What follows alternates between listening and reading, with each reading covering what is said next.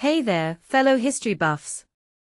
Today, we're diving into a fascinating discovery that's got the academic world buzzing. You might have heard about the recent find of two previously unknown sermons by St. Augustine, one of Christianity's most influential theologians. But what makes this discovery so significant? Let's break it down. First things first, St. Augustine, for those who don't know, was a big deal. He lived from 354 to 430 AD, and served as the Bishop of Hippo Regius in present-day Algeria. He was a prolific theologian, and his writings continue to shape Christian thought today. So, when we say these sermons are a big deal, we mean it. Now, the discovery itself is pretty wild. A Latin professor at the University of Würzburg in Germany, Christian Tornau, stumbled upon a medieval manuscript that contained these sermons. The manuscript was copied at Bad Dobrin Abbey in present-day Germany during the 12th century, likely from an earlier manuscript that has since been lost. So, we're talking about a 1,600-year-old find here. What's even more intriguing is the content of these sermons.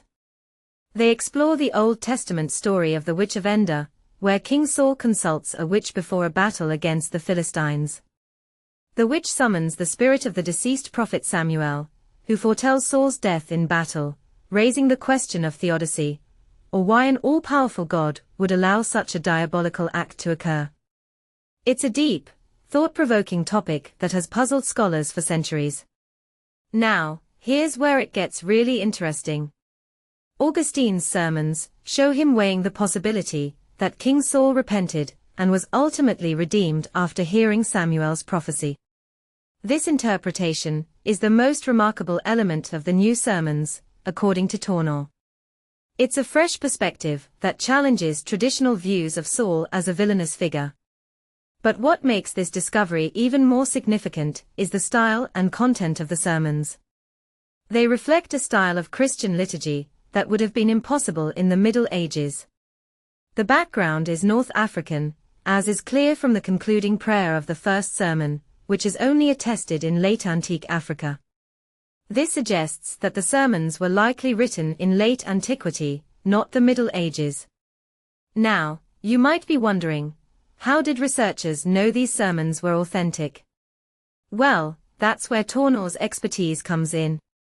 He spent nearly 2 years researching the manuscript, and his final verdict is that the sermons are indeed authentic.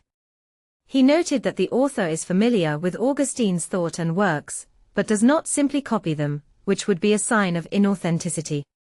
So, it's a careful, meticulous process that has led to this exciting discovery.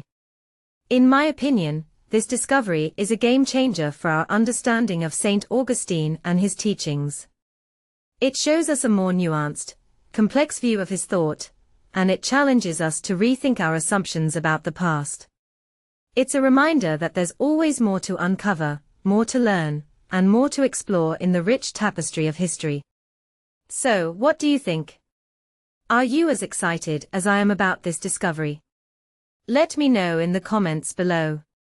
And don't forget to like and subscribe for more fascinating history content. Until next time, keep exploring and keep learning.